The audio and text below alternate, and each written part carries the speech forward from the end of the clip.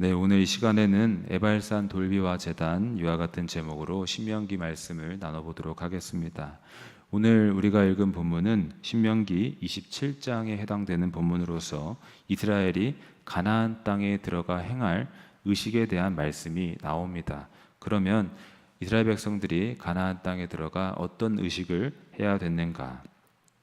한마디로 요약해 말씀드리면 에발산에 율법을 새긴 돌비를 세우라는 것과 제사를 위해 돌단을 쌓으라는 것이었습니다.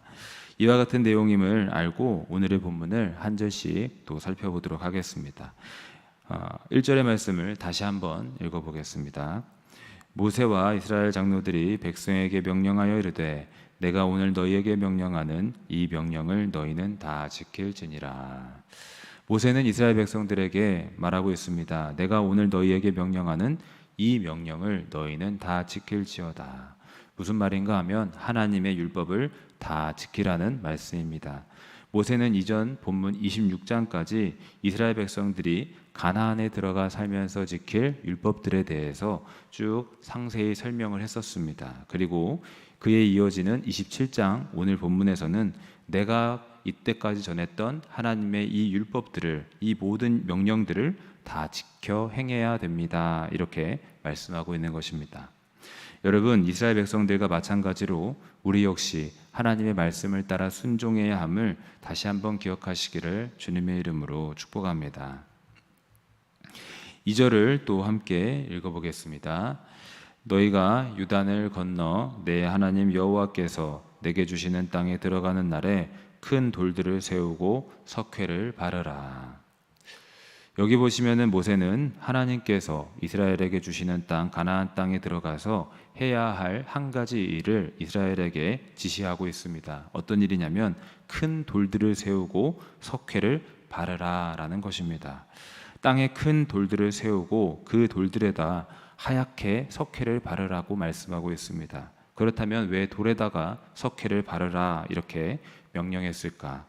그것은 하얀 석회가 발라진 돌에는 글자를 새기기 편리하며 새겨진 글자가 또렷하게 선명하게 보이기 때문입니다. 그렇다면 어떤 글을 그 돌 위에 기록하려고 했을까요? 3절을 보면 나오는데 바로 하나님의 율법의 말씀을 기록하려고 했었습니다. 3절 상반절에 요단을 건넌 후 이 율법의 모든 말씀을 그 위에 기록하라 이렇게 기록하고 있습니다.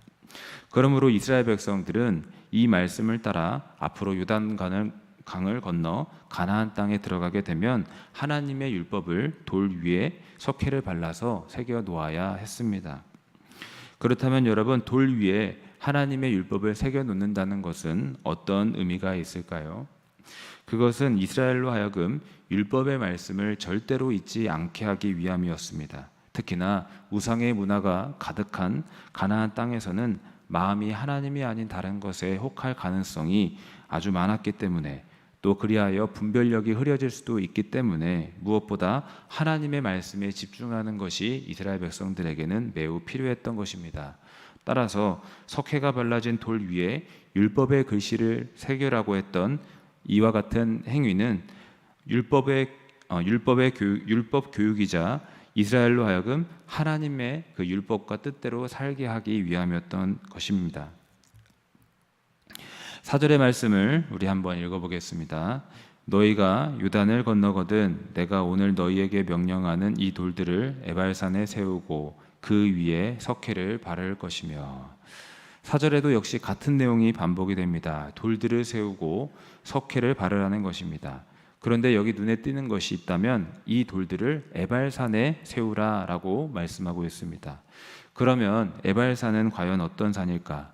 에발산은 가나안 세겜 지역 북쪽에 위치한 산으로서 해발 940m에 이르는 산이었습니다. 그리고 에발산은 세겜 남쪽에 위치한 그리심산과 마주보고 있는 산이었는데, 남쪽에 위치한 이 그리심산 때문에 거의 대부분 그늘로 가려진 산이었고 풀과 나무는 거의 없고 또 돌과 바위로만 덮여 있는 산이었습니다. 즉 울창한 그 푸르른 나무와 숲은 없었으며 그늘져 있는 산이었습니다. 따라서 이렇게 그늘진 산이었기 때문에 에발산은 저주의 상징으로도 여겨졌습니다. 그런데 왜 하필 하나님께서는 축복의 산인 그리심산이 아닌 저주의 상징으로 여겨졌던 에발산에 율법을 새긴 그 돌비를 세우라고 했을까?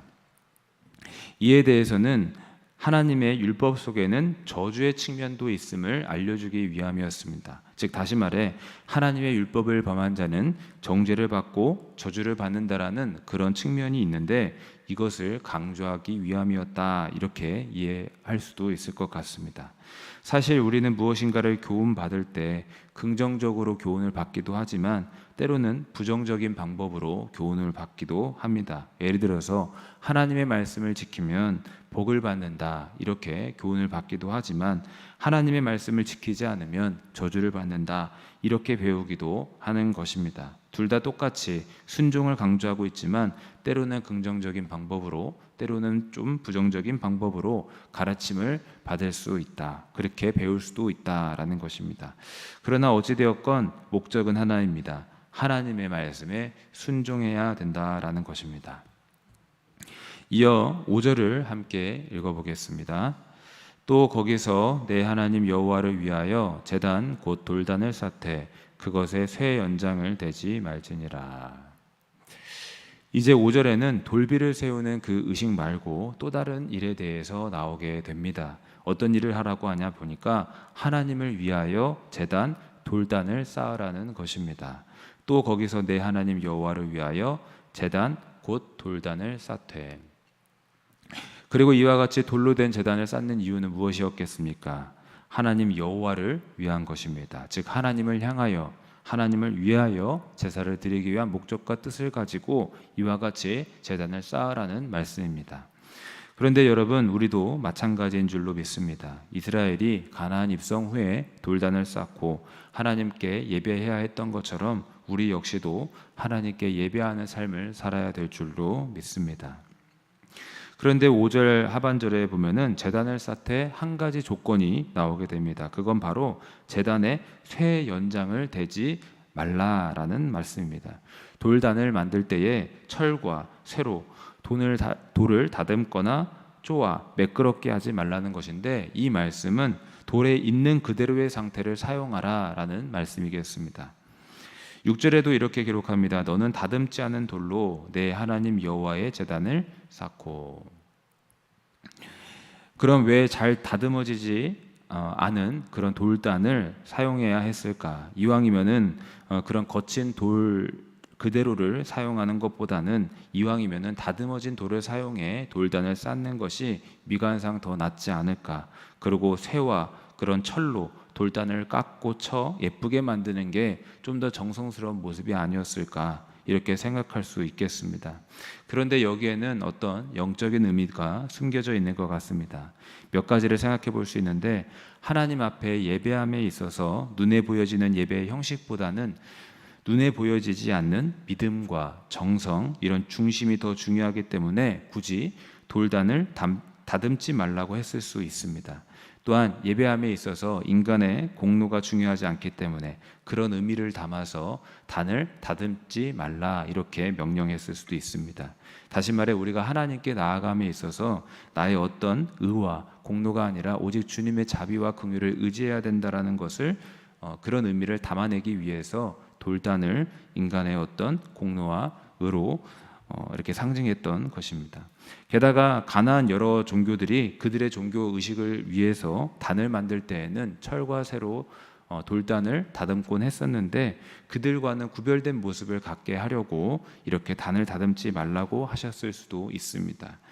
여러분, 이렇게 좀 여러 이유들을 우리가 생각해 볼 수 있을 텐데 이 모든 이유들을 우리 예배에 적용해 볼 수도 있을 것 같습니다. 즉 예배는 우리의 중심과 믿음이 더 중요하다라는 것입니다. 눈에 보여지는 그 어떤 형식과 그런 겉으로 보여지는 외형만이 중요한 게 아니라 우리의 중심과 믿음이 더 중요하며 인간의 공로가 아닌 오직 주의 은혜를, 예수 그리스도의 보혈의 공로를 의지해야 된다라는 것, 또 나아가 세상과 구별된 모습이어야 된다, 이런 예배의 의미를 우리의 예배에 적용해 볼 수 있을 것 같습니다. 여러분, 이런 깨달음을 가지고 하나님 앞에 진정한 예배자가 되시기를 진심으로 소망합니다. 7절을 함께 읽어보겠습니다. 또 화목제를 드리고 거기에서 먹으며 내 하나님 여호와 앞에서 즐거워하라. 여기 보시면은 또 화목제를 드리고 라고 기록합니다. 앞서 6절에서는 번제를 드리라 했는데 여기 7절에는 화목제를 드리라 말씀합니다. 그러면서 내 하나님 여호와 앞에서 즐거워하라 라고도 기록되어 있습니다. 그러면 여러분, 이 말씀은 우리에게 어떤 의미를 주는가? 예배는 우리에게 축제와 같은 즐거움도 있다라는 사실입니다. 단순히 무거운 종교 의식을 뛰어넘어 예배란 하나님과 화목하게 됨에 있어서 따르는 그런 즐거움이 있다. 또는 성도들 간의 그 교제와 화목 속에 느끼는 즐거움이 있다라는 것입니다. 여러분, 이스라엘 백성들이 화목제를 드리고 그 제물을 함께 나누면서 누렸던 그 기쁨이 우리 성도님들과 우리 영일교회 가운데 함께 있기를 진심으로 소망합니다. 함께 구주를 고백하며 기쁨의 교제를 나눌 수 있기를 주님의 이름으로 축복합니다. 8절을 읽습니다. 너는 이 율법의 모든 말씀을 그 돌들 위에 분명하고 정확하게 기록할지니라. 8절을 보면 하나님의 말씀을 돌들 위에 분명하고 정확하게 기록하라 라고 말씀합니다. 왜 그렇게 해야 됩니까? 쉽게 말해서 하나님의 말씀이 잘못 기록되면 안 되기 때문입니다. 분명하고 정확하게 새겨져 있어야 그 말씀을 눈으로 제대로 볼 수 있고 결국은 그 말씀을 마음에 정확하게 새길 수도 있기 때문입니다. 그리고 이제 9절을 보면 이렇게 기록합니다. 모세와 레위 제사장들이 온 이스라엘에게 말하여 이르되 이스라엘아 잠잠하여 들으라. 오늘 내가 내 하나님 여호와의 백성이 되었으니. 모세와 제사장들이 이스라엘 백성들에게 이렇게 말합니다. 너희들은 하나님의 백성이다. 이스라엘이 하나님 앞에 어떤 존재인지, 이스라엘은 어떤 영적 정체성을 가지고 살아야 되는지를 다시금 선포하고 있습니다. 그래서 그들로 하여금 자기 영적 정체성을 알고 그 정체성에 맞게 살아야 함을 알려주려고 하고 있습니다. 너희는 하나님의 백성이다라는 것입니다. 그러면서 이스라엘은 하나님의 백성이니 어떻게 살아야 된다라고 말씀하고 있습니까? 우리 10절의 마지막 말씀을 함께 읽어보겠습니다. 그런즉 내 하나님 여호와의 말씀을 청종하여 내가 오늘 내게 명령하는 그 명령과 규례를 행할지니라. 10절을 보시면 그런즉 이렇게 시작하고 있습니다. 그런즉 하나님의 백성이 되었은즉, 하나님의 백성이 되었으니 하나님의 말씀을 청종하여 그 말씀대로 행하라고 말씀하고 있습니다. 여러분, 하나님의 백성이 된 자는 마땅히 하나님을 나의 왕으로 나의 주로 모시며 그분의 뜻과 말씀에 따라 살아야 될 줄로 믿습니다. 이것을 다시 한번 되새기시기를 주님의 이름으로 축복합니다.